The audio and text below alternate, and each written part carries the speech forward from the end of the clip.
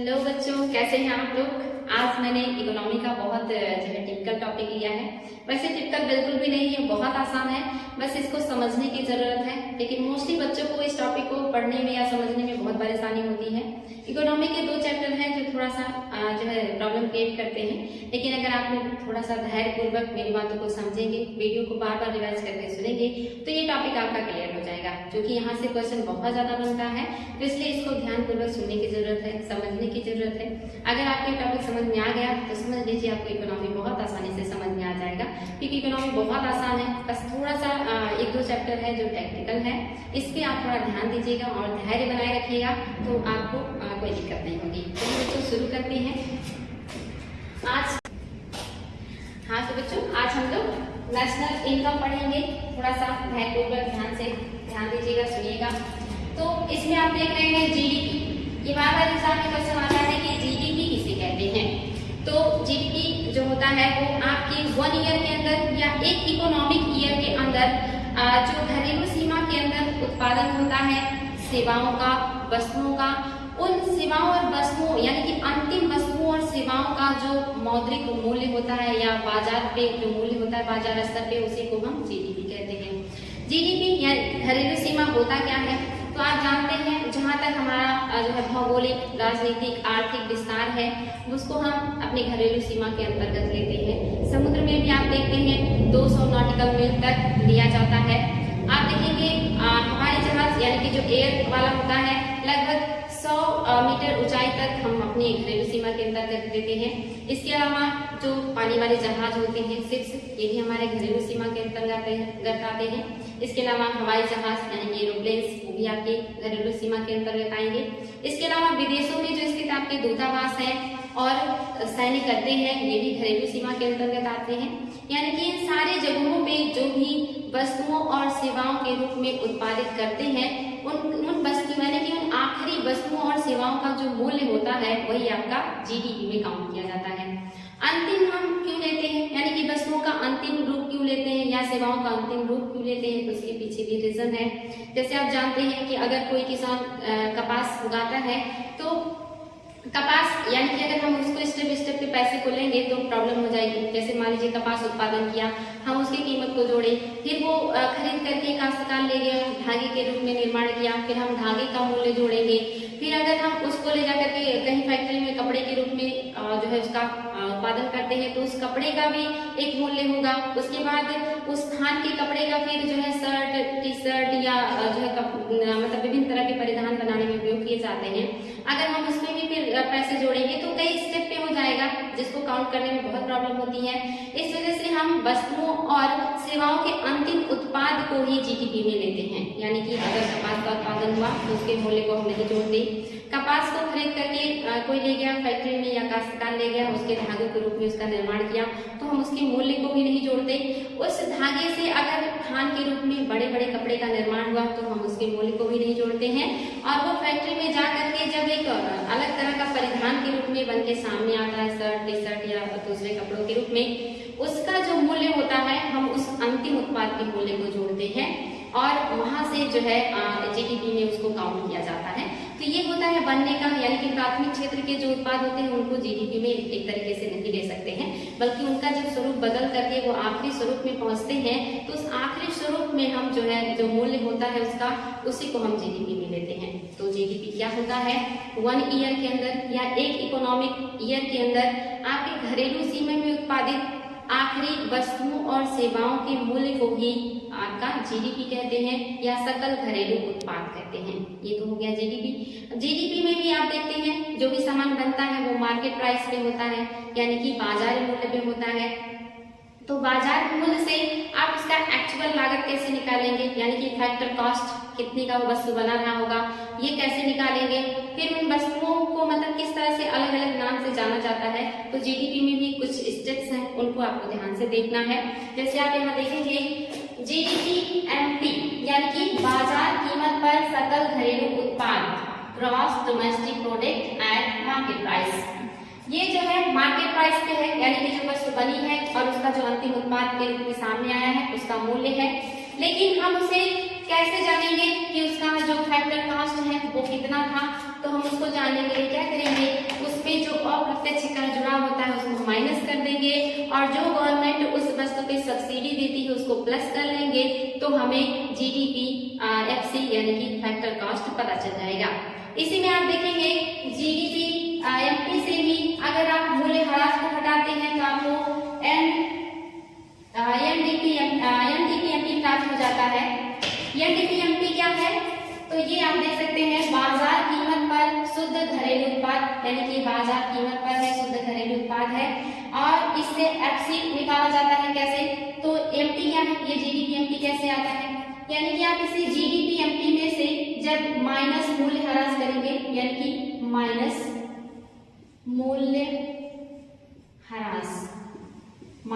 मूल्यह्रास करेंगे तो आपका एनडीपी एमपी होगा, यानी कि आप यहाँ देख सकते हैं जो है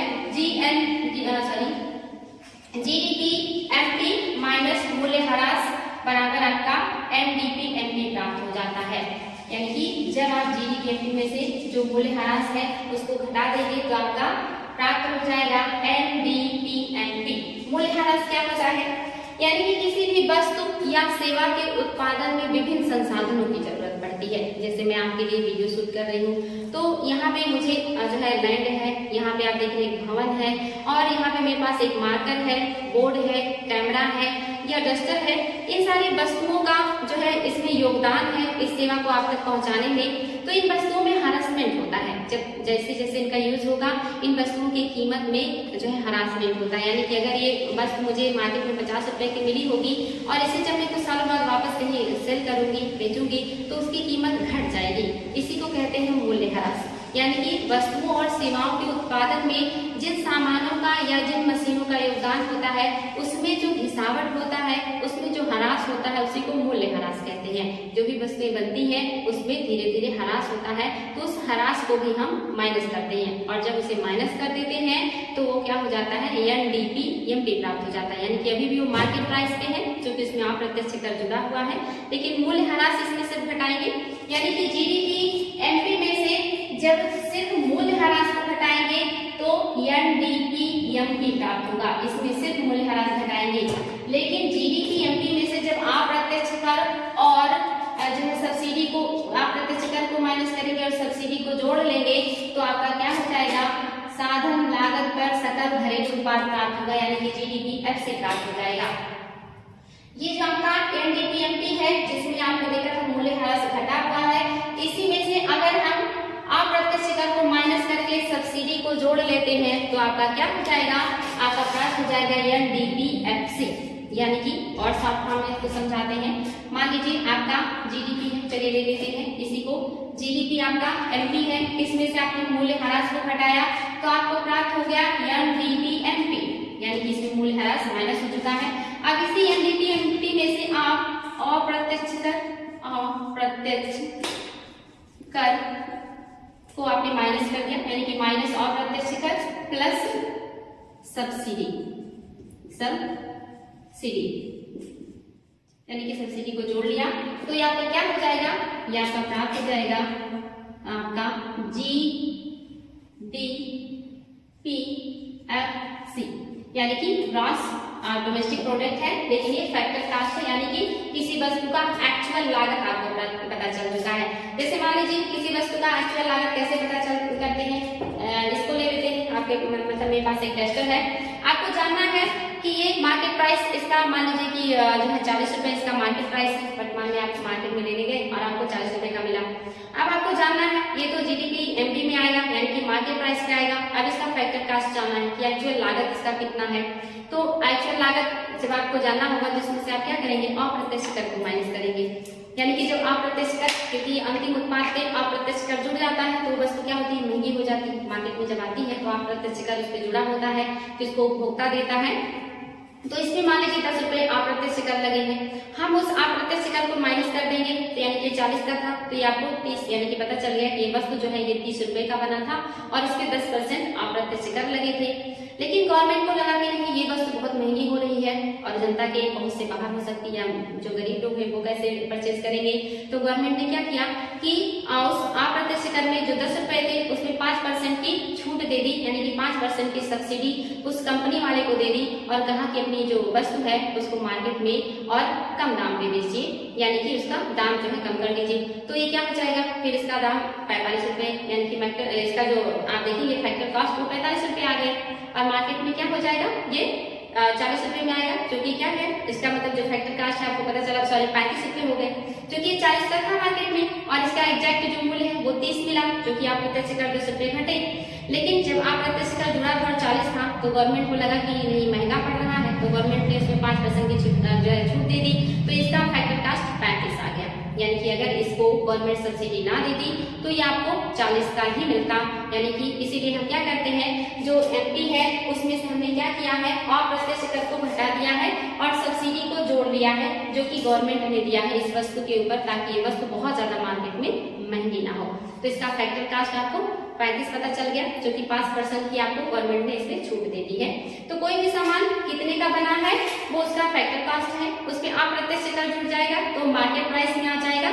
तो फैक्टर कास्ट निकालने के लिए हम क्या करते हैं, उसी वस्तु के जो लगा हुआ है, यानी कि अप्रत्यक्ष कर को घटा देंगे, सब्सिडी को जोड़ लेंगे और इसी में मूल्यह्रास भी है तो मूल्यह्रास को भी घटाएंगे, तब जाकर के आपका GDP-FC प्राप्त होगा। यानी कि मूल्यह्रास घटेगा, अप्रत्यक्ष कर घटेगा, सब्सिडी जुड़ जाएगा तो आपका हो जाएगा GDP-FC। तो यहाँ तक बच्चों आई होप आप लोगों को समझ में आ रहा होगा, थोड़ा कोशिश करेंगे तो समझ में आ जाएगा, बहुत आसानी से, बहुत ज्यादा टफ नहीं है लेकिन समझने की जरूरत है। तो आपने यहाँ पे देखा कि GDP-MP में से मूल्यह्रास घटा तो आपका NDP-MP प्राप्त हो गया। अगर इसी NDP में वापस आप प्लस मूल्यह्रास को कर देंगे, मूल्यह्रास, तो आपका फिर से क्या मिल जाएगा, GDP-MP मिल जाएगा, क्योंकि जिसको आपने घटाया था तो आपको NDP-MP मिला था, उसी को आप वापस जोड़ ले रहे हैं तो आपका क्या हो गया, GDP-MP, यानी कि फिर से आपको मार्केट प्राइस पता चल गया। यानी कि किसी वस्तु में जो है मूल्यह्रास जो है वो जो आपने घटाया था उसको क्या हो गया, फिर GDP आपको MP प्राप्त हो गया, क्योंकि आपसे इसने मूल्यह्रास घटाया। इसके अलावा आप देख रहे हैं GDP-MP में से ही अप्रत्यक्ष कर प्लस सब्सिडी, यानी कि माइनस अप्रत्यक्ष कर, अप्रत्यक्ष कर को घटाया है, सब्सिडी को जोड़ दिया है, जिसका क्या हो गया, GDP-FC, यानी कि आपको फैक्टर कास्ट पता चल गया किसी वस्तु का। लेकिन अब आप वापस इस फैक्टर कास्ट से GDP-MP प्राप्त करना चाहते हैं तो आप क्या करेंगे, प्लस अप्रत्यक्ष कर देंगे, अप्रत्यक्ष कर प्लस कर लेंगे और जो आपका सब्सिडी है उसको माइनस कर देंगे, तो आपको फिर से क्या मिल जाएगा, GDP-MP मिल जाएगा, GDP-MP, GDP-MP आपको मिल जाएगा। तो आई होप आप लोगों को समझ में आ रहा होगा कि अगर आपको GDP जो है MP है, इससे आपको GDP-FC प्राप्त करना है, यानी कि फैक्टर कास्ट प्राप्त करना है, तो आप इसमें से क्या करेंगे, अप्रत्यक्ष कर को घटाएंगे और सब्सिडी को जोड़ लेंगे, आपको फैक्टर कास्ट पता चल जाएगा। लेकिन आपको फिर से जो है मार्केट प्राइस निकालना है FC में से, तो इसमें प्रत्यक्ष अप्रत्यक्ष कर को जोड़ लेंगे और सब्सिडी को माइनस कर देंगे तो आपका GDP-MP प्राप्त हो जाएगा। बहुत आसान है बच्चों, बस इसको थोड़ा सा समझने की जरूरत है, इसको बिल्कुल भी डिस्टर्ब नहीं होना है। तो यहाँ तक आया थे आप लोगों को समझ में आ गया होगा। आगे बढ़ेंगे, ये तो हो गया GDP, यानी कि मूल्यह्रास किया GDP में तो आपका NDP-MP मिला और GDP में से आपने जो है देखा यहाँ पे घटा दिया अप्रत्यक्ष कर और प्लस सब्सिडी जोड़ ली तो आपको GDP-FC प्राप्त हो गया। और आपका जिसमें से मूल्यह्रास घटा था इसमें आपने फिर से अप्रत्यक्ष कर और जो है प्लस कर लिया सब्सिडी को, तो आपको यहाँ पे भी क्या हो गया, NDP-FC प्राप्त हो गया, यानी कि फैक्टर कॉस्ट। अब आ जाते हैं GMP-MP, यानी कि बाजार कीमत पर सकल राष्ट्रीय उत्पाद। तो अगर आप इसको बार-बार एग्जाम में आता है कि आपका GNP क्या है, MP को साइड कर लेते हैं, पहले जान लेते हैं कि GNP क्या है, यानी कि आपका सकल राष्ट्रीय उत्पाद क्या है। ये तो आपका सकल घरेलू उत्पाद था, लेकिन सकल राष्ट्रीय उत्पाद किसे कहते हैं, तो जो भी आपके नागरिकों के द्वारा उत्पादित वस्तुएं होती हैं, सेवाएं होती हैं, यानी कि अगर वो आपके देश का नागरिक है उसके द्वारा उत्पादित अंतिम वस्तुओं और अंतिम सेवाओं का जो मूल्य होता है उसी को आप राष्ट्रीय आय में जो है जोड़ा जाता है। यानी कि भारत का नागरिक होना चाहिए, चाहे वो इंडिया के बाहर उत्पादन कर रहा हो या इंडिया के अंदर उत्पादन कर रहा हो। तो इसको कैसे लेंगे, तो मान लीजिए कि आपका सकल घरेलू उत्पाद तो आपने लिया ही, प्लस उसमें क्या करेंगे, जो विदेशों में भारतीय मतलब जो है कमा रहे हैं और वो अपने इनकम को भारत भेजते हैं उसको आप जीडीपी में प्लस कर लेंगे, और जो आपके घरेलू सीमा के अंदर विदेशी नागरिक कमा करके विदेशों को भेज रहे हैं उसको आप माइनस कर लेंगे। यानी कि घरेलू सीमा के अंदर जो उत्पादित है वो वस्तुएं तो होंगी, लेकिन उसमें सिर्फ आप नागरिकों को लेंगे, विदेशियों को नहीं लेंगे। जो विदेशों में आपके यहाँ के नागरिक कमा रहे हैं और बहुत ज्यादा पैसा इंडिया में भेजते हैं उसको प्लस करना है, और जो हमारे यहाँ विदेशी लोग हैं अपने देश को सामान या पैसे भेजते हैं उसको माइनस कर देना है। तो आपका प्राप्त हो जाएगा राष्ट्रीय इनकम, इसी को कहते हैं जीएनपी। तो बहुत आसान है, इसको मैं फिर से एक बार रिवाइज कर रही हूँ। भारत के नागरिकों के द्वारा चाहे वो विदेशों में कमाया गया हो या इंडिया के अंदर कमाया गया हो, और उसमें विदेशियों द्वारा जो कमाया गया पैसा है इंडिया में उसको माइनस कर दिया जाए तो आपका क्या हो जाएगा, जीएनपी हो जाएगा। और इसके पहले मैंने आपको जीडीपी बताया था, वहां पे मैंने बताया था कि घरेलू सीमा के अंतर्गत एक साल के या 1 ईयर के अंतर्गत जो मतलब जो उत्पादन किया जाता है चाहे वो विदेशी हो या इंडियंस हो, दोनों को लेंगे। घरेलू सीमा के अंतर्गत जितने भी लोग आते हैं चाहे वो इंडियंस हो या विदेशी नागरिक हो, उनके द्वारा उत्पादित सेवाओं और वस्तुओं का यानी कि जो अंतिम वस्तु और सेवा होती है उसका जो मूल्य होता है वो जीडीपी में होगा।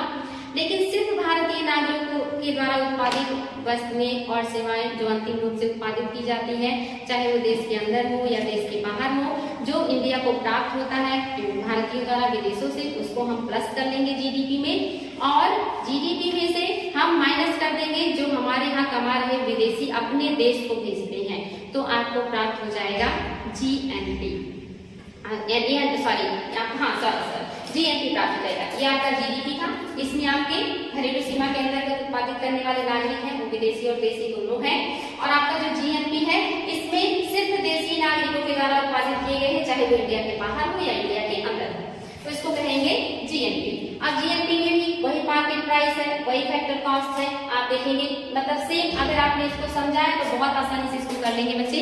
जैसे आपने देखा यहाँ पे जीडीपी में से आपने मूल्यह्रास घटाया तो एनडीपी प्राप्त हुआ, सेम वैसे ही जीएनपी में से मूल्यह्रास घटाएंगे तो आपको एनएनपीएमपी मिलेगा, यानी कि जो वस्तुओं का ह्रास हुआ है उनके मूल्य में जो कमी आई है उसको आप घटा देंगे तो आपका एनएनपीएमपी मिलेगा।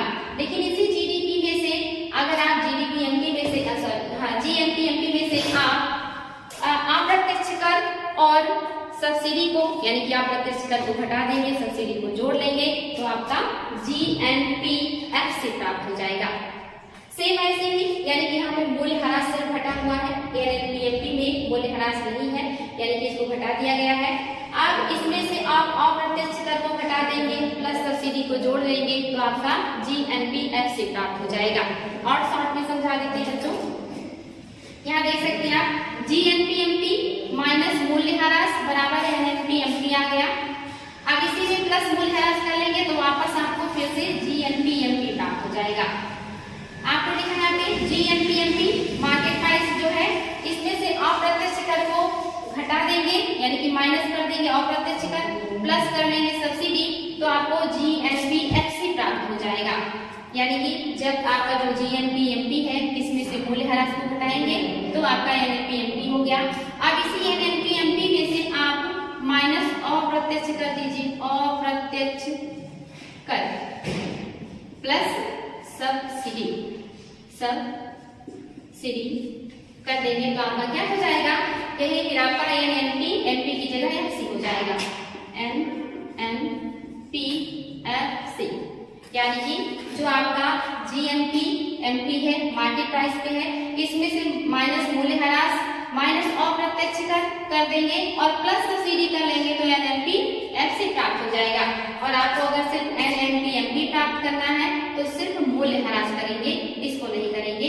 और जब आपको मार्केट प्राइस के अलावा फैक्टर प्राइस पता करना होगा तो आप अप्रत्यक्ष कर और वो घटाएंगे, सब्सिडी को जोड़ लेंगे।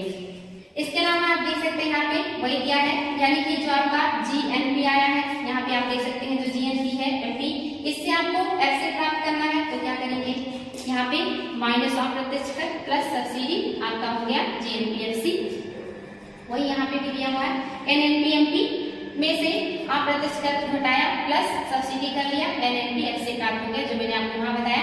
यानी कि ये तीनों स्टेप आप एक साथ भी कर सकते हैं। जीएनपी में से माइनस मूल्यह्रास माइनस अप्रत्यक्ष कर प्लस सब्सिडी बराबर NNP/FC हो जाएगा। और इसे स्टेप स्टेप में करना चाहते हैं तो GNP माइनस मूल्यह्रास तो NNP/MP मिल गया। अब NNP/MP में से आपने क्या किया, जो है अप्रत्यक्ष कर और सब्सिडी, अप्रत्यक्ष कर को घटा दिया, सब्सिडी को जोड़ लिया तो NNP/FC प्राप्त हो गया। ये जो आपका GNP/FC है, इसका जो इसमें मूल्यह्रास चूंकि जुड़ा हुआ है, क्योंकि आपने यहाँ पे देखा कि जो आपका GNP/FC है इसका मूल्यह्रास अभी नहीं घटाया गया है, अगर मूल्यह्रास को घटा देंगे तो NNP/FC प्राप्त हो जाएगा। यानी कि बहुत आसान है। अगर आपको जो है बिल्कुल शुद्ध फैक्टर कास्ट जानना है GNP का, GNP/MP, और आपको NNP/FC निकालना है, NNP/FC निकालना है, तो आप क्या करेंगे, GNP/MP यानी कि मार्केट प्राइस है आपका, सकल राष्ट्रीय उत्पाद मार्केट प्राइस पे है, माइनस अप्रत्यक्ष कर माइनस मूल्यह्रास प्लस सब्सिडी आपका बराबर हो जाएगा NNP/FC। यानी कि आपने क्या किया है, अप्रत्यक्ष कर को घटा दिया है, मूल्यह्रास को घटा दिया है, सब्सिडी को जोड़ लिया, आपका NNP/FC प्राप्त हो गया। ये प्राप्त करने का तरीका है। ये तो मोस्टली बहुत कम पूछता है, बहुत ही मतलब जो है ये चीज पूछता है कि GNP से आपको NNP/FC प्राप्त करना हो तो आप क्या करेंगे, तो आपको ये स्टेप प्राप्त करना होगा।